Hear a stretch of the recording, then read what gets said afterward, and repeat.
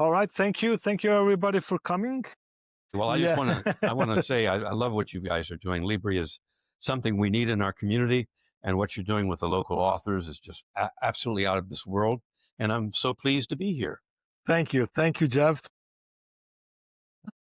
Thank you, Jeffrey Veatch, for coming tonight. We are going to talk about the Dyer Island Boys, your published book. What inspired you to write the Dyer Island Boys? Was there a specific moment that made you commit to telling the story? Well, there is actually. And it began a long time ago with when my wife, before we were married, she was my girlfriend. We went to Maine. We were there to hike in Acadia National Park. And we were camping and we went to the island. This is a real island, Dyer Island. We actually went to this island and visited where there was a summer camp for teen boys. And my wife's mother was the camp nurse. She's a registered nurse. And we went to the island to visit for the day. And I was surprised at how it was run. It was run by the boys. We didn't see any adults in sight. It was like, it's the kids running the whole thing. And I said that this is kind of like Lord of the Flies, if you're familiar with literature like that. But it turned out that it was something really meaningful. And so we were very impressed, and we ended up coming back, several more times. And later on, I came back with the intent to do a documentary. So we brought film equipment, and we interviewed the people who were involved, and it inspired me. This was a story I felt like I had to do, and we were going to do the documentary. It didn't get made because of funding and what have you. And then I was inspired to write a screenplay. And I wrote the screenplay, but there's a long story with that too. But it ended up that, I decided it'll be easier for me to write the novel and to get it out right away. And the screenplay, maybe it will work. Maybe we can make it work in the future if we can get it produced. I hope it does and gets produced because it's a remarkable story. Okay. This book is based on a real events. What was the emotional journey to write it? Well, I was taken by the story because it was real. And I had done these interviews when I was at Dyer Island in 1998. This is after we got familiar with the people who were there. And we actually knew the doctors who had this idea and created this whole thing, and was interviewing all these people.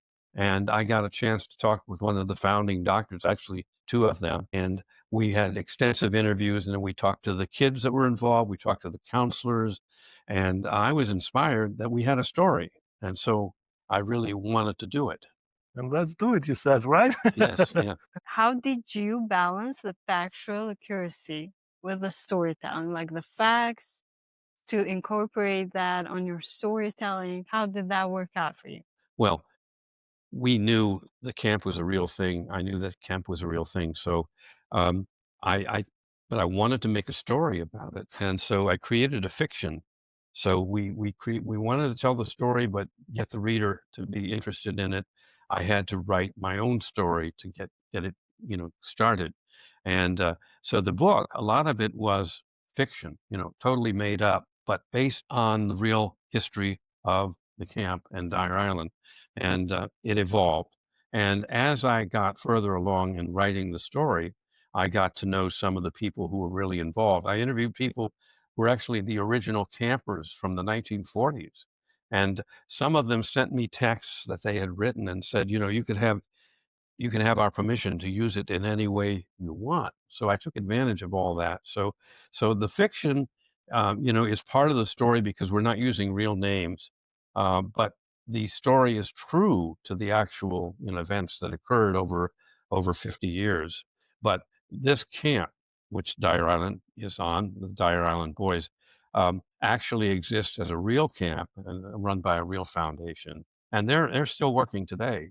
The island is open in the summer. In which state is the island? State of Maine. Maine. And it's called, it's way up there. Good to know. It's called Down East Maine, but that's deceptive. It's actually near Nova Scotia across the Okay. water. So it's way up in Maine. Okay, probably it's really cold right now over there. Probably is.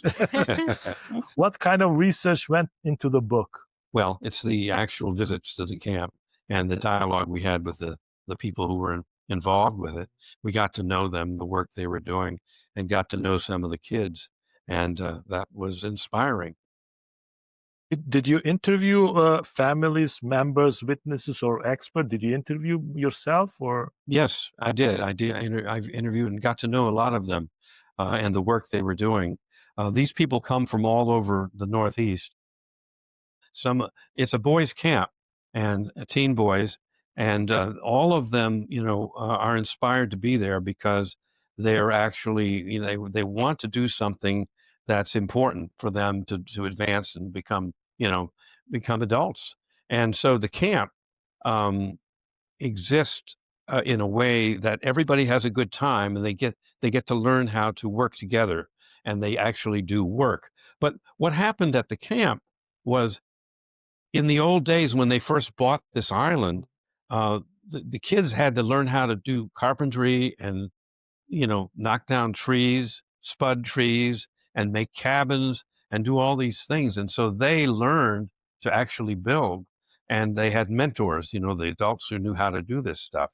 So the camp, the point of the camp was, it was teaching these young people real skills. Oh, But not only that, it taught them how to become part of a community, to be responsible members of a community.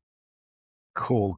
Did you meet some of the characters in person? Yes. This is And of course, cool. the names have been changed, but Yeah. and unfortunately, the doctors that I got to know, who were founding members, they died a few years ago. So I also know the children, son and daughter of them, who are actively involved as heading up their nonprofit foundation, which continues to run the camp, and they love the book, The Dyer Island Boys. I'm sure for it. Okay, thank you for sharing that story with us. The book explores themes of truth, friendship, loss. Which one mattered more to you? It's a story of we had heard this story about the real camp all these years, about who was doing what, and I never got to meet one of the doctors, the founding doctors who started the camp in 1946. But we heard all the stories about him. But I was able to meet the other doctor who was the main factor, and then he's called Wick in the story. And Wick and Doc, they had these adventures, and it was a wonderful adventure. And so it's a great story, but it spans so much time. But the fact that they got to work with the kids in such a way over these years was truly inspiring. Thank you. Did you receive any reaction from the people they are connected? Not just the main character, but all the people they are connected project? The people involved with Camp the Berwick Boys, that's the real foundation, really do love the story. In fact, the book is in the Millbridge main library, and I'm told by the librarian there it was one of the most popular books they had. They had a couple of copies of it, and it was checked out. And there's a copy of the book that was on the island, and a bunch of people who are family and friends have purchased the book. And it actually has been on sale in Bar Harbor, Maine, which is not very far away, at a Maine bookstore, and it's been quite popular. Cool. By the way, since you mentioned the library, this book is available at the Libri, Yorktown Heights. Come here in person, grab the book. We're going to have the signing book. We're going to have it here. Thank you again. Sure, thank you for having me. Of course. You have mentioned that the story itself is true. Like the island exists. There's a Yes. foundation running it. It's a summer Yeah. camp for boys, but the characters are fictional. So, what character was the most challenging for you to write? I think it was Harry, because Harry is the kid who was out of control, and the reason why they brought him to the island to kind of straighten him up.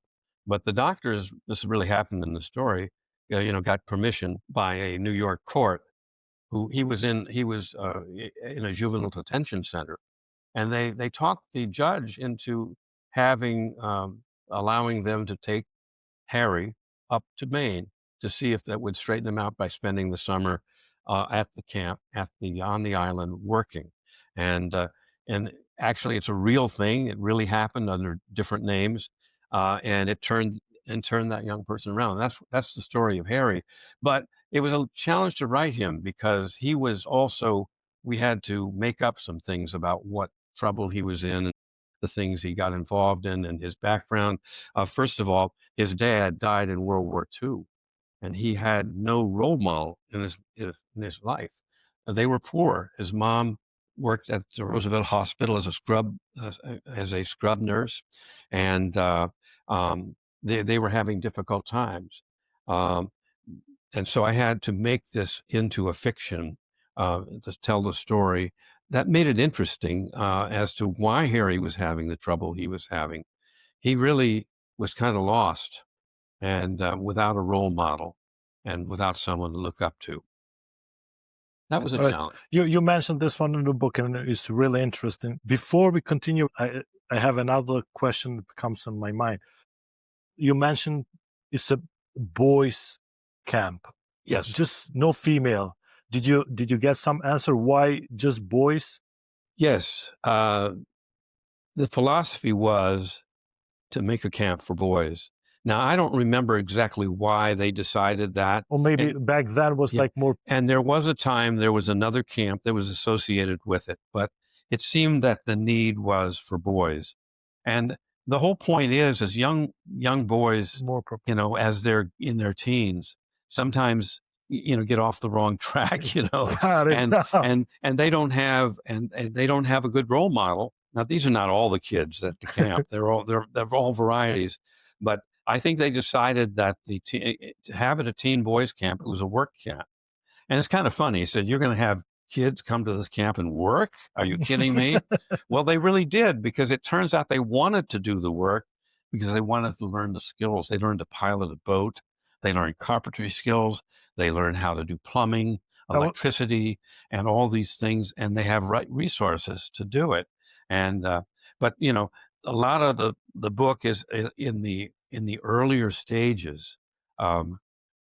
It's different because the island is undeveloped, and they're literally chopping down trees and spudding them and putting together logs and trying to build a cabin. And you have some picture in the book of those. Yeah, at the end of the book, it's got a number of pages of pictures, and some of them are the real historic pictures. Yeah. Some of them are some of the people we know, and some of them were us. But it was mostly the campers and the original people who were involved in the camp. And the pictures of the old buildings. They built all the buildings. Yes, the kids built all the buildings. which is amazing. Was you also mentioned in the book a part where Harry gets really hurt? Is that something that really happened with one of the campers, or was it part of the fictional? That's part of the fiction. Even though there had been accidents, because they're working with real equipment. Yes, chainsaws are one, so the camp was run by two doctors. So they had an infirmary, and they had a full-time nurse that was there, and she kept pretty busy with the kids and getting their scrapes and little problems that they had. Some of them were bigger. If there was a bigger problem, they would have to take them, to the island, to the mainland, to get some treatment. But this is not what happened all the time. But it's it happens, and so it's a big responsibility. It is, for sure. For sure. Thank you for sharing. Do you plan to continue writing a nonfiction stories or fiction? How are you gonna continue now? Well, I'm an old news writer. That's what I do, and I'm not really an author of books, but I've got one in mind that I'm going to try to do, and I think it involves myself. And I'm trying to. I started in radio when I was a junior in high school, and I'd like to write about it. This was 1960. I got my first radio job in Harrodsburg, Kentucky, at a tiny radio station that was being built in an old theater in the town. That changed my life, and so I started there. And later got a grant, to attend college, and they paid my tuition worked at the radio station there. And I got a job in Lexington, Kentucky, working in radio. I was actually working at 3 radio stations at once. So over the time, that was my career, my whole career. So everything has changed over those years about how, broadcasting is done. And so I'm thinking radio is a pretty good story. And the origins of radio, everybody knows about it, but they don't know some of the details. Some of the details I have are pretty funny and pretty important, I would think. Cool. Thank you. Thank you. So, do you think the book has influenced awareness or conversation around real life events? I think so, because the people who are there on Dyer Island, right now, they're real, and the Burger Boys Foundation continues to do its work, and this is inspiring. The book inspires this kind of thing. The book is talking about the need for role models, positive role models for teens, and it's really true today more than ever, because we have a lot of problems with social media, bullying, what have you, that, get addressed, in the story. And the story is real. I mean, creating a community is a very important thing, but we have a very fractured community, unfortunately, with social media, the smartphones, and people aren't, working together. They're not a community that as they should be. It's hard to bring together. It's very difficult. So nowadays we need to go back and maybe do some of this. And that's what On that note, what do you think we can do more right now as a society for that issue? Well, I think there's so many things that we could do better, take better care of young people, have more hands-on involvement, mentoring people. Nowadays it's like Lord of the Flies on social media. That's what it is. I mean, kids are going after each other. There's bullying, there's things like that. So we need to go, I hate to say go backwards, Yeah. but maybe we should focus a little different, Maybe just go opposite what everybody's doing. True. So I think that's the message, really. All right. Thank you for sharing. I'm so curious, with one word, how you describe your writing style. Simple. Simple, straightforward. Simple declarative sentences. It's like Ernest Hemingway wrote simple sentences, and that was very important. I'm just a simple writer. I'm a news writer. That's simple stuff. And I like to read things that you don't have to think too much about how they're being written and about the complexity of the writing. I just think telling a story, you can do it, in a simple way where, you can illustrate simple feelings and show simple activities and things like that. So simple. You think with a simple, you can make readers to stick on a book sometimes? Well, I think, one thing follows another, and, and also you can describe the thoughts and the desires of people and show their actions. But you don't have to go through a great literary lengths to do it. Yeah. But I probably don't have the ability to write the way some people do. And I don't feel like I need to. Don't get me wrong. I like simple. I like simple things. Okay. What was the most surprising or rewarding part of writing and publishing this book? Well, I think it's the reaction we got, especially, in the Northeast, in Maine area. People loved the book, and the people who were really involved in the real story got very interested in it. That was not so much a surprise, I don't think. It was just a reward for doing it. And then, having a publisher that cares about the story, he did so much to embellish the book, to help it make it look great, and to create an ebook that it was interactive, and all the illustrations and everything. So it was rewarding to be appreciated and to be rewarded by the help that I got from my publisher, which is Veloso Publishing. Yes. Thank you. All right. Another question. Do you have some favorite spot to write? Don't tell me radio. Well, yeah, I guess so. I don't write, like sitting in a coffee shop. I Yeah. mean, some people would do that. Yeah, we have And some. I have, I have a cozy place in our lower part of our house. It's called the man cave, I guess. And That's so the inspiration come. I find myself there a lot, and working when I was working on the book. I did a lot of writing, and I'm a night person, so I did a lot of writing at night.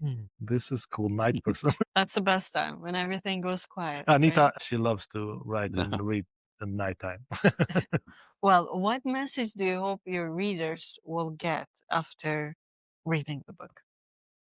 Well, I think a sense of community, a sense of young people growing up in a world where where there are mentors, where there's inspiration, where there's positive influence. Today, sometimes we're lacking in that sort of thing, and we can go back to the old things a little bit. I mean, we talked about television taking over our world, and now we're talking about smartphones taking over our world, and uh, it's been a problem, and we need hands-on involvement, hands-on connections and community, and I think that's part of the story, really. We have bigger problem now with the AI, so it's kind of getting crazy. Do you have?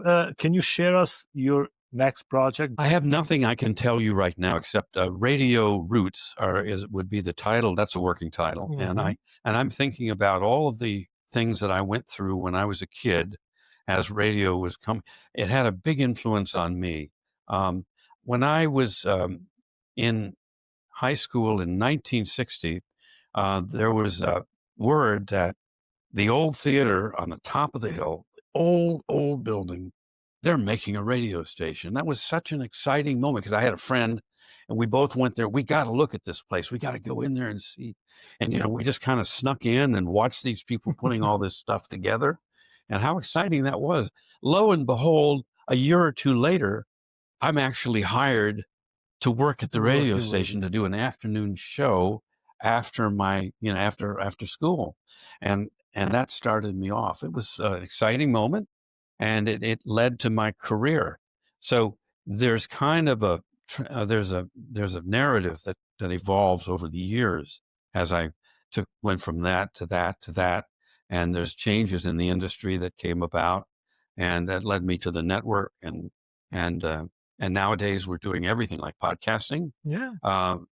We can all do our own broadcasting. Exactly. now. Back then, radio was like huge. It was like Yes, and it was AM radio too, and that's another thing.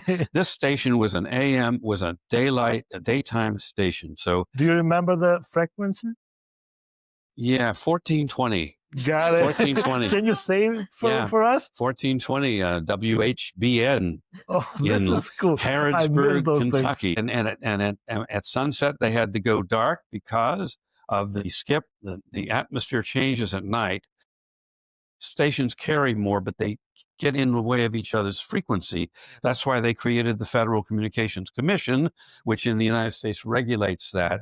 So there are stations that are clear channel. I'm talking about AM. Nobody listens to AM anymore. AM radio, it's all FM. But in the old days of AM, there were clear channel stations that would broadcast at night, and you could hear them all across the country.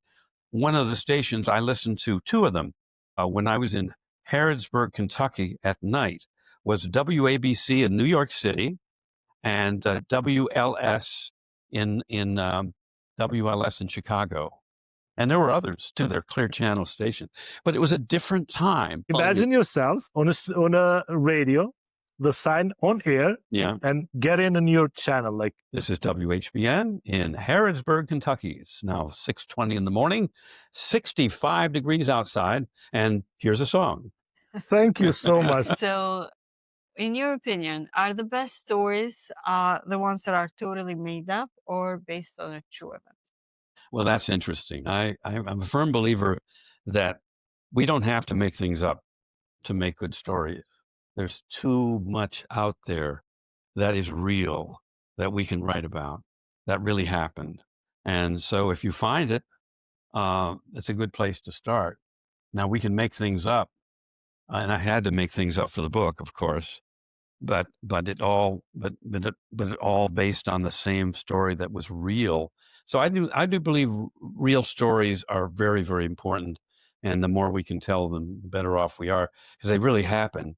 And I know there's so many writers that write these amazing stories that are totally made up, and they have to be careful not to go too far, but make it believable. No, I believe in real life stories. To get the book outside to publish, you have a lot of like scammers. You have a lot of things to take care to not go in a wrong direction. Do you have any things to say about those? Well, it's a challenge to find a publisher, and you can self-publish. That's for sure, and that's a good thing. My publishing it's not, my book is not self-published, but the company is really great and very helpful. I don't know how I got in there, but it was word of mouth, and when I reached out to the publisher, they were convinced that they liked the book and that they would take it on. But I had dreams of getting a literary agent and getting lined up with one of the bigger, publishers. Of course, that it's very hard to happen, and it wasn't going to happen, and it didn't happen. But there are other ways to do it. And as far as social media and promoting the book, that's another thing. You're kind of on your own, in many ways, if you're not published by a big company. And there are people who go online and look for books to take advantage of. And they say, we can sell your book for you. Give me this amount of money, and we'll do that. You Be give them the careful, money, guys. and they're gone. Yeah, be careful for the scammers, and be careful where you're going through. Yes, that's for sure. All right. One more question. Like, in your personal opinion, what book do you think every writer should read? Stephen King, On Writing. On Writing. My daughter turned me on to that book. Stephen King's a big writer, and he has this book on writing, which really talks about his work ethic and how he goes about it and how he writes characters. And it's a beautiful book, and it's great for writers. All right. Thank you for sharing. One more thing, if you don't want to share, no problem. Can you tell us more about you? Like, who is Jeffrey Veatch? Where did you come from? Where did you live most of the time? So I grew up in Kentucky. I was born in Illinois, and then we moved to Kentucky when I was in elementary school, and grew up there in my little small town of Harrodsburg, 5,280 people population in the farm belts, farm country. And when I went to college, I went to the University of Kentucky in Lexington, the second biggest town in Kentucky, and I graduated from the University of Kentucky. And I got a job because I was working in radio down there. Finally, got a job that took me to New York on Long Island Network News. Ooh. And that was a game changer for me. It was a totally different world, coming to New York from Kentucky. And then eventually I ended up, working at ABC News Radio in New York City. And that led me to so many other things. And that's where most of my career was. So that was an important time for me. I mean, important, evolution. I would also like to talk about Run, a nonprofit. Yes. That has done so much for the young. Well, I appreciate that. I mean, when I was writing the screenplay, I was going to the second draft of on the Dyer Island Boys, and I was writing that, and we lost our son, Justin, at 17 years old, to an accidental drug overdose. This was in 2008. And we were totally turned upside down. Our lives were just upside down, and I had to stop. I couldn't do anything with the story in the book, the screenplay. I concentrated on we created a nonprofit to honor our son's legacy. He was involved in music, and he wrote and produced music, and he was performing. He was actually nearly complete he had nearly completed an album of music he had recorded. And what we wanted to do was honor his legacy with music scholarships for like-minded kids. And so we award scholarships for graduating high school seniors in music. But there was another thing that was even more difficult for me to deal with. My brother-in-law is book speakers. He has a company that books speakers in colleges and schools. He said, you should do a talk. You could do it. You're a radio guy, right? You should do a talk for kids. And it took me a long time. I sort of try to tell our son's story, Justin's story. I went through all the photos of his life. I went through all the clips we had, the videos and all of that. And later on, we did interviews with his friends, and we had produced a 40-minute multimedia talk. And I was very nervous about doing it at first, and it was not very easy to do, but it was the most cathartic thing for me. It made me a better person, and it also made me feel like I was making our son famous for the good reason, for the right reason, and did that talk all over the Northeast, and that was a really, really, really important thing for me to do. So that was just the right thing to do. And finally, after about 12 years, I said, okay, we're still doing this, but I think I can find the time to go back to the story, the Dyer Island Boys. And I'm so glad I did. Yeah. And I took the story to the Austin Film Festival, the screenplay I had, and it got into the second round 3 years ago. It didn't get any further, but it was a good thing. We're told there were thousands of scripts that came in, and if you get in the second round, you're doing something pretty good. So I had hopes that we would still get this made into a film, but we didn't. But I said, we don't have to wait for that. Let me write the novel. And so I got involved in writing again, and I'm so glad I was able to finish the book. And it's there in the Dyer Island Boys, but it's in the spirit of our late son, about mentors, about having role models that are positive, and a sense of community. It all matters, and taking care of each other. One of the messages of the talk is telling kids, to take better care of themselves, to be aware of the dangers of substances, right? And not only that, but to watch out for each other. Take care of your friends, to let them know when you think they're off the track, and to watch out. And I think that's a very important message, which we do in the talk. So I feel like I brought that story around as a result of some of the things that I learned when I was, creating this message from our son. I appreciate you sharing those hard moments and hard times, and I feel sorry for that. Thank you for doing those nonprofit organizations. Also, I'm very glad you got back and finished this novel, because it's a remarkable story, very, very inspiring. And I hope one day it gets to be a movie. I hope so. When we had our conversation, one of our conversation recently, you have mentioned that you have produced a short movie with your nonprofit, The Whispering. Yeah, it's called Whispering Spirits. Actually, you can watch it online. It's whispering-spirits.com. And a couple of young filmmakers knew what we were doing after we lost our son. And they were from the Jacob Burns Film Center, which most people know of around here.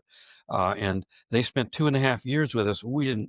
They approached me and said, Sean Gallagher is his name. He said, we'd like to do a film about what you're doing. And I didn't know what to expect, but they had the resources of that film community, the equipment and everything else, and the knowledge how to, do a good film. So 2.5 years later, they released this film, and Stephen Apcom, the co-founder of Jacob Burns, was one of the executive producers, and they gave it to us for our own use. And it's an amazing thing. So it's available. We use it for teaching, and you can access it by online, going to whispering-spirits.com. It was a great gift. So if you want to check this link, it's gonna be down in the description. Okay. Yeah. All right. Before we continue, can you read some pages for us, like pages, just to have the sense of the book? Sure, I certainly can. I have to switch my glasses. I wanted to do a reading from this is one of my favorite parts of the book. I bumped the mic, so I hope you didn't hear that. No. But The setup for this piece is Harry is taken to the island. He's never been off the island of Manhattan in his life. And here he is in Maine, and this great experiment, the doctors are taking him, they're leaving them. The thing is, they're going to be with him at the beginning so they can show him how to use the tools and all that stuff. But then they're going to leave him. He's going to be alone, no one else, except for the local fisherman who has a shack there. He would come by once a day and check on him. And so that's kind of set up for this scene from the book. On the morning of day 10, with Wick and Doc set to head back to New York, Harry is up early making coffee on a newly acquired kerosene stove in the fisherman's shack. While Wick and Doc are still sleeping, it's Harry who wakes them up. Time to get up, doctors, calls Harry with 2 cups of coffee in hand. Morning, Harry, responds Wick. I see you've taken over breakfast chores. Glenn will be coming soon, replies Harry, and then I'll be in charge. Doc accepts the 2nd cup from Harry. Good morning, Harry. You are hereby appointed captain of the island. After breakfast, Wick and Doc have a private conversation with Glenn aboard his boat before departing. Glenn is concerned about their plans leaving Harry to fend for himself. I appreciate you paying me to check on the boy, says Glenn, but I can't be responsible for his well-being. I checked with the town selectman, who says you have to have a plan in place.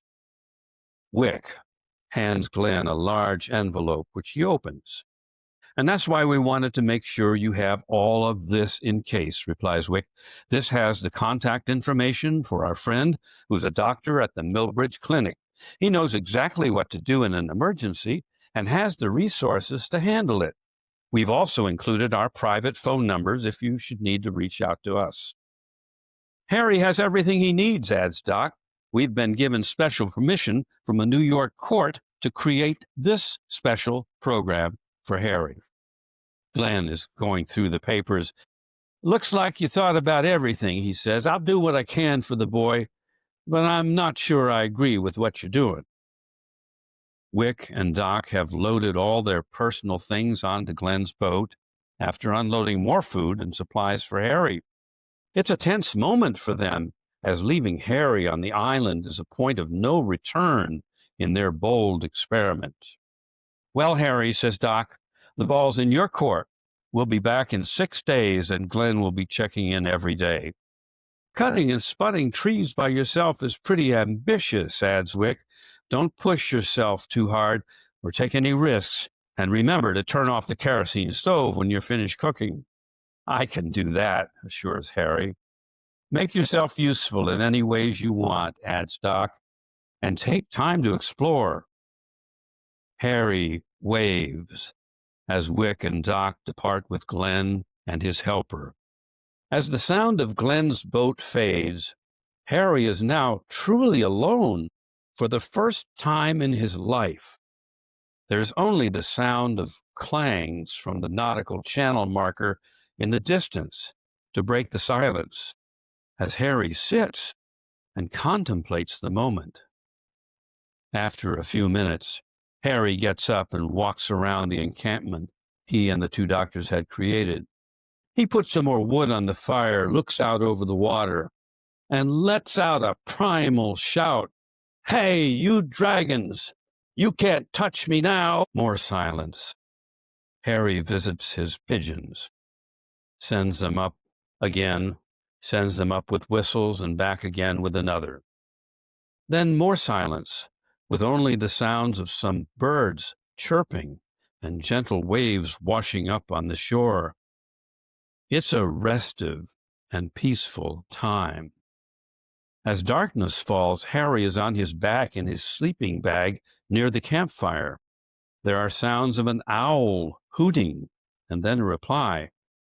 Crickets chirp back and forth as though they are talking to one another. Croak to each other. The doctors were right, he thinks to himself as he falls asleep. They are talking to each other. Thank you. That's it. Thank you so much. Okay. Thank you, Jeff. Thank you. Thank you. Thank you. Appreciate it. Thank you very much. It was cool. Nice voice, by the way. Oh, that's my thing.